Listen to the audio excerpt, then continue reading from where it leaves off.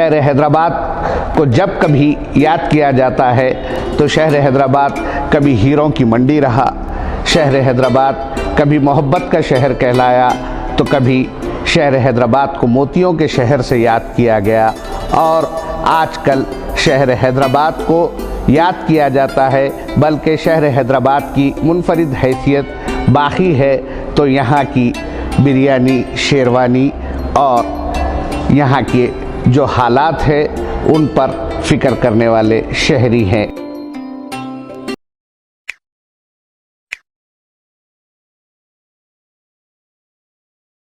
یوں تو ہر شہر کی اپنی تاریخ ہوا کرتی ہے۔ دنیا بھر میں کئی ایسے شہر ہیں جن کی تاریخ کو جاننے کے لیے دنیا بھر کے عوام بے چین و بے قرار ہوتے ہیں۔ ہندوستان کے شہر حیدرآباد کی بھی ایک منفرد تاریخ ہے، اور شہر حیدرآباد ابتدا سے ہی مختلف وجوہات کی بنیاد پر دنیا بھر کے سیاحوں کے لیے دلچسپی کا مقام رہا ہے۔ شہر حیدرآباد کی تاریخ کا اگر مشاہدہ کیا جائے تو یہ بات سامنے آتی ہے کہ اس شہر نے کئی دور دیکھے ہیں، اور ان ادوار کے دوران شہر حیدرآباد پر کئی حکمرانوں نے حکومت کی ہے۔ قطب شاہوں نے اس شہر کو بسایا، آصف جاہوں نے اس شہر کو سنوارا، اور اب جمہوری دور میں اس شہر کو جن لوگوں نے بسایا اور سنوارا اس سے استفادہ عوام کر رہے ہیں۔ 400 سال سے زیادہ قدیم اس شہر کو پہلے صاحب دیوان شاعر قلی قطب شاہ نے بسایا، اور قطب شاہوں نے ایک طویل عرصے تک اس شہر پر حکمرانی کی۔ حیدرآباد میں قطب شاہوں کے دور کی اگر یادگار دیکھی جائے تو قلعہ گولکنڈہ، تاریخی چار مینار، مکہ مسجد، گنبدان قطب شاہی کے علاوہ دیگر کئی مقامات موجود ہیں، جن میں ماں لخا بائی چندہ کا مقبرہ، تارامتی بارادری اور دیگر شامل ہیں۔ قطب شاہوں کے بعد آصف جاہوں نے اس شہر کو سنوارنے میں کوئی کسر باقی نہیں رکھی۔ شہر حیدرآباد میں عصری سہولتوں سے اس شہر کو آراستہ کرنے کے لیے، شہریوں کو بنیادی سہولیات فراہم کرنے کے لیے آصف جاہوں نے کوئی کسر نہیں چھوڑی۔ عثمان ساگر، حمایت ساگر کے علاوہ شہر حیدرآباد میں رہنے والوں کے لیے آصف جاہی دور حکومت میں دواخانہ عثمانیہ، عثمانیہ یونیورسٹی،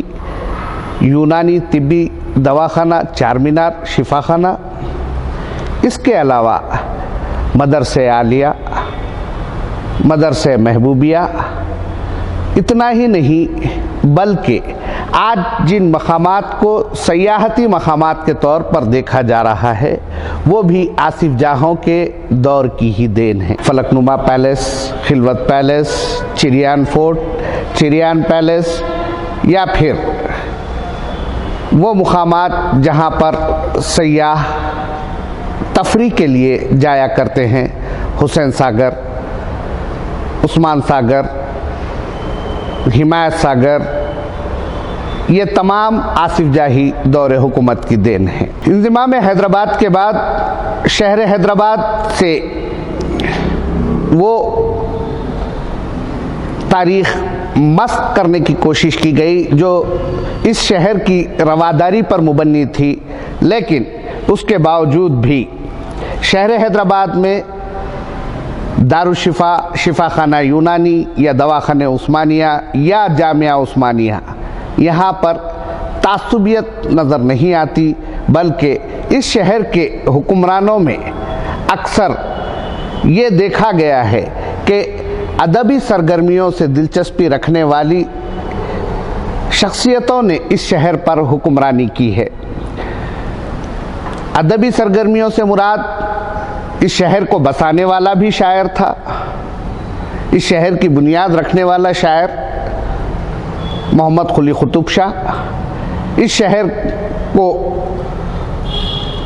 دنیا کے نقشے پر منفرد بنانے کی کوشش کرنے والی حکمراں کا نام نواب میر عثمان علی خان رہا، وہ بھی ایک شاعر تھے۔ اسی طرح جب حیدرآباد کو ہندوستان میں ضم کیا گیا، اس کے بعد بھی اس شہر سے ادب کا رشتہ، تہذیب کا رشتہ، تمدن کا رشتہ برقرار رہا۔ شہر حیدرآباد نہ صرف سیاحتی مقامات بلکہ کئی اور وجوہات کی بنیاد پر دنیا کے دیگر شہروں سے منفرد ہے۔ شہر حیدرآباد میں جہاں تہذیب و تمدن کے علاوہ یہاں کے کھانے پینے کی اشیاء دنیا بھر میں مشہور ہیں، جس میں چاہے بریانی ہو یا ماہی خلیہ، میٹھوں کا اگر تذکرہ نہ ہو تو شہر کا تذکرہ پورا نہیں ہوتا۔ اسی طرح جس طرح شہر حیدرآباد کو جب کبھی یاد کیا جاتا ہے تو شہر حیدرآباد کبھی ہیروں کی منڈی رہا، شہر حیدرآباد کبھی محبت کا شہر کہلایا تو کبھی شہر حیدرآباد کو موتیوں کے شہر سے یاد کیا گیا، اور آج کل شہر حیدرآباد کو یاد کیا جاتا ہے بلکہ شہر حیدرآباد کی منفرد حیثیت باقی ہے تو یہاں کی بریانی، شیروانی اور یہاں کے جو حالات ہیں ان پر فکر کرنے والے شہری ہیں۔ آج ہم ڈیجیٹل دور سے گزر رہے ہیں اور اس پروگرام کے ذریعے ڈیجیٹل سیاحت کو فروغ دینے کی کوشش کی جائے گی۔ آئندہ پروگرامز میں آپ کو شہر کے مختلف سیاحتی مقامات کا دورہ کرواتے ہوئے ان کے متعلق تفصیلات فراہم کی جائے گی۔